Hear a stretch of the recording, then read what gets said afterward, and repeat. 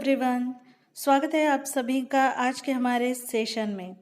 आज के इस सेशन में हम लक्ष्मी इस पाठ को, जो कि एक संवादात्मक कहानी है, उसे हम पूरा करेंगे। तो आज के इस सेशन को शुरू करने से पहले लास्ट सेशन हमने कहाँ ख़त्म किया था, थोड़ा ये देखते हैं। लास्ट सेशन में हमने देखा था कि रमजानी की बातों से करामत अली बड़ा परेशान हो गया था और ऐसी उसकी परेशानी देखकर नईम ने उससे पूछ लिया कि भाई करामत अली, तुम परेशान क्यों हो, तुम्हारी परेशानी का कारण क्या है। तब करामत अली ने लक्ष्मी के बारे में उसे बताया था और यह सब सुनकर नईम ने उसे एक सुझाव दिया। वो सुझाव यह था कि लक्ष्मी को बेच दिया जाए। अब इस सेशन में हम वही देखने वाले हैं कि करामत अली ने क्या सच में लक्ष्मी को बेच दिया या खुद ही उसका पालन पोषण करने लगा।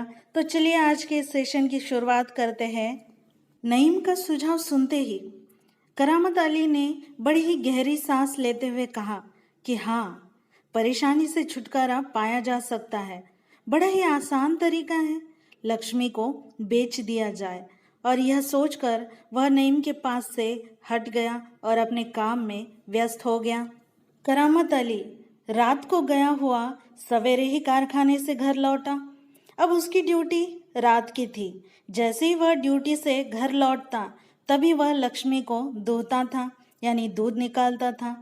अब घर में घुसते ही थोड़ा सा गुस्से से ही उसने रमजानी से पूछा, क्या लक्ष्मी को अभी तक चारा नहीं दिया? तो रमजानी ने जवाब दिया कि रहमान से मैंने कहा तो था चारा देने के लिए। जैसे ही उसने रमजानी का जवाब सुना वह और गुस्से में आ गया। उसने कहा कि तुम दोनों की अगर मर्जी होती या सच में अगर तुम दोनों को लक्ष्मी की चिंता होती तो अब तक उसे चारा मिल चुका होता।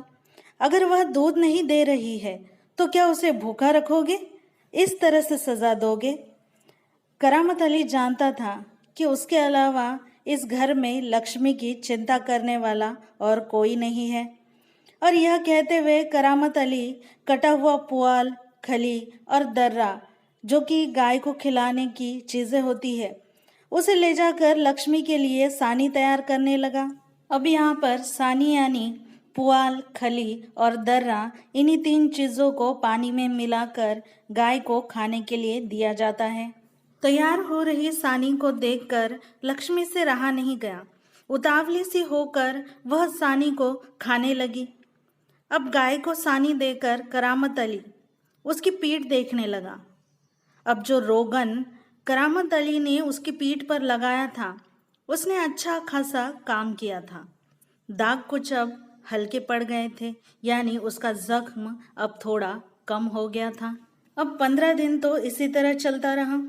लेकिन एक दिन जब करामत अली ने पुआल लाने के लिए रमजानी से पैसे मांगे तो वह गुस्से में आई और बोली, मैं कहाँ से पैसे दूँ? पहले तुम दूध बेचकर जो भी पैसे लाते थे वो मेरे पास जमा रहते थे और उसी जमा पैसों से मैं तुम्हें देती थी, लेकिन अब कहाँ से दूँ? यह कहते हुए रमजानी अंदर चली गई और संदूक में से एक 20 का नोट निकालकर करामत अली के हाथों में रखते हुए उसने कहा कि लो, यह राशन के लिए कुछ रुपए बचा कर रखे थे, अब इससे लक्ष्मी का राशन ले आओ। करामत अली ने कहा, ठीक है, इससे लक्ष्मी के 2-4 दिन तो निकल जाएंगे। करामत अली की यह बात सुनते ही रमजानी को बड़ा दुख होता है और वह दुखी स्वर में कहती है कि आखिर इस तरह कब तक चलेगा।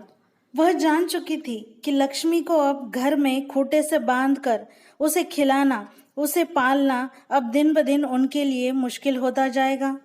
और इसीलिए वह करामत अली से कहती है कि तुम इसे खुला छोड़कर आजमा कर तो देखो। तो करामत अली उसकी बात से सहमत हो जाता है और कहता है, ठीक है, अगर तुम कहती हो तो ऐसा करके देख लेते हैं। दूसरे ही दिन जैसा कि तय हुआ था, रहमान सवेरे 8-9 बजे के आसपास लक्ष्मी को इलाके के बाहर ले जाकर छोड़ता है, जहाँ नाला बहता है, जहाँ पेड़ पौधे हैं और कहीं धूप के कारण यानी एक प्रकार की हरी घास के कारण वहाँ की ज़मीन हरी नजर आती है। ऐसी जगह पर लक्ष्मी को छोड़ने का कारण यह था कि वह घास आदि कुछ खाकर अपना पेट भर ले। लेकिन माँ बेटे को यह देखकर बड़ा ही आश्चर्य हुआ कि लक्ष्मी 1-1.5 घंटे बाद ही घर के सामने आकर खड़ी हो गई। लेकिन उसके गले में रस्सी थी और वही रस्सी एक व्यक्ति पकड़े हुए खड़ा था और वह कह रहा था कि यह गाय क्या आप लोगों की है? रमजानी ने कहा, हाँ हमारी है। उस व्यक्ति ने गुस्से में आते हुए कहा कि यह हमारी गाय का सारा चारा खा गई है, इसे आप लोग बांध कर रखिए वरना हम इसे काजी हाउस भर्ती करवा देंगे। अब यहाँ पर काजी हाउस शब्द आया है। काजी हाउस मतलब सरकारी मवेशी खाना, यानी जहाँ पर लावारिस पशुओं को रखा जाता है। रमजानी बेचारी क्या करती, चुपचाप खड़ी उस अनजान व्यक्ति की बातें सुनती रही। दोपहर बाद जब करामत अली ड्यूटी से घर लौटा और नहा धोकर कुछ नाश्ते के लिए बैठा तो रमजानी ने उससे कहा, मेरी मानो तो आप लक्ष्मी को बेच दो।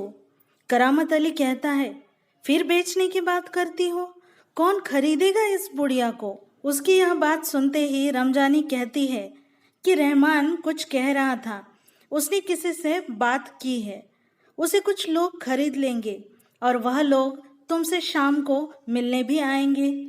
करामत अली क्या करता बेचारा, सुनकर खामोश रह गया।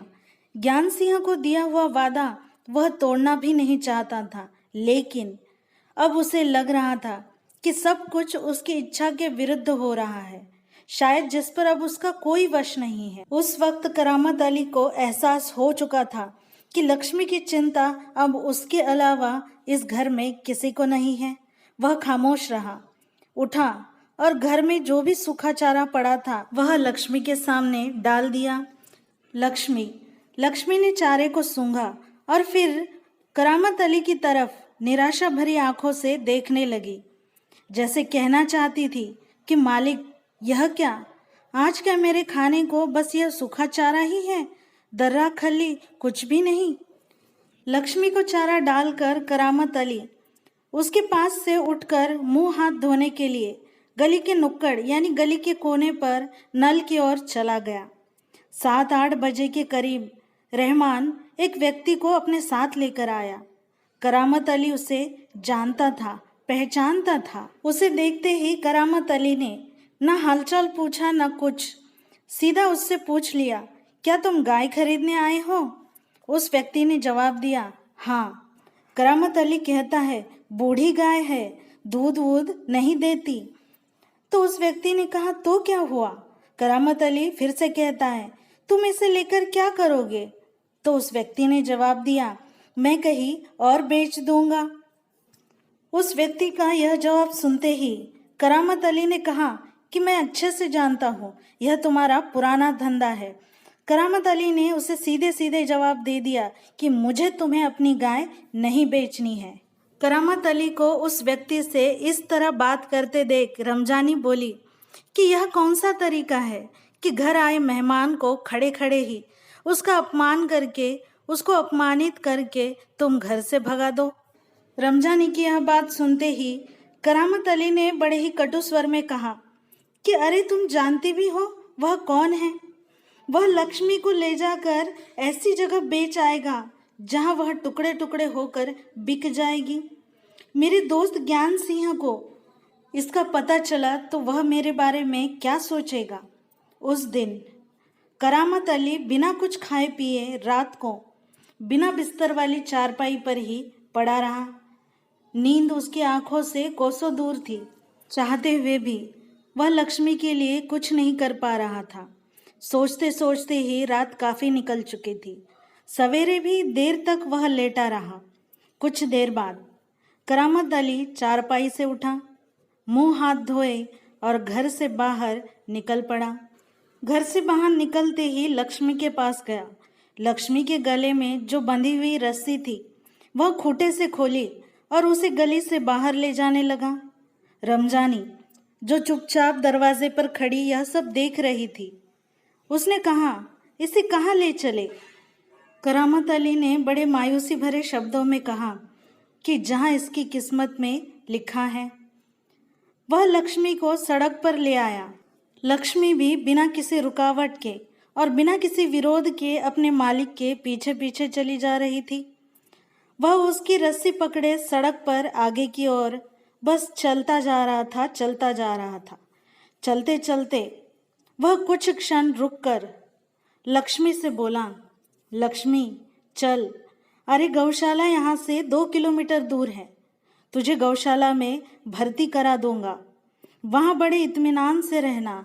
करामत अली मानो जैसे लक्ष्मी को तसल्ली दे रहा था कि रहमान की तरह वहाँ पर तुझे मारने वाला कोई नहीं होगा और ना ही तुझे वहाँ पर बेचने की बातें होगी। करामत अली आगे ये भी कहता है कि वहाँ तो हमारे घर की तुलना में मज़े से रहेगी। भले ही मैं तुम्हारे साथ ना रहूं, पर जो भी लोग वहाँ पर होंगे मेरे ख्याल से तुम्हारे लिए अच्छे ही होंगे। हाँ, मैं कभी कभी तुमसे मिलने भी आया करूँगा, पर क्या पता तब तुम मुझे पहचानोगी भी। और यह सब कहते हुए करामत अली का गला भर आता है, उसकी आंखों में आंसू आ जाते हैं और फिर से वह लक्ष्मी से कहता है, चल लक्ष्मी चल, जल्दी जल्दी पैर बढ़ा। और वह खुद किसी थके और बूढ़े बैल की तरह बड़े ही भारी भारी कदमों से आगे बढ़ने लगता है। तो चलिए बच्चों, लक्ष्मी की यह कहानी यहाँ पर समाप्त होती है, लेकिन यहाँ पर इस कहानी से सीखने लायक 3 बातें हैं। पहली बात तो वचन के प्रति जिम्मेदारी, यानी अगर कभी वचन दो तो उसे निभाना ही अपनी जिम्मेदारी समझो। दूसरी बात सीखने लायक यह है कि परिस्थिति हमें कितना भी मजबूर क्यों ना करे, लेकिन ऐसी कठिन से कठिन परिस्थिति में फैसला लेना, उसका सामना करना और उस परिस्थिति से हार ना मानना, यही समझदारी है। तीसरी और सबसे महत्वपूर्ण सीख, ये सीख उन लोगों के लिए है जो अपने माँ बाप को बूढ़े हो जाने पर किसी लायक नहीं समझते और वृद्धाश्रम में भर्ती करवा देते हैं। उन लोगों के लिए पशु प्रेम से भरी यह कहानी एक उत्तम उदाहरण है, क्योंकि वो चाहे व्यक्ति हो या पशु, अनुपयोगी हो जाने के बाद भी उसे संभालना, उसका पालन पोषण करना ही मानवता है। क्योंकि जहाँ पर स्नेह और प्यार होता है वहाँ पर एक पशु भी घर का सदस्य बन जाता है, उसे घर की सदस्य की तरह रखा जाता है। और जहाँ पर स्नेह और प्यार ना हो वहाँ पर घर के सदस्यों के साथ ही जानवरों जैसा व्यवहार किया जाता है। तो चलिए बच्चों, आज का यह सेशन यहीं पर समाप्त होता है। आज के लिए इतना ही, मिलते हैं अगले सेशन में, तब तक के लिए धन्यवाद।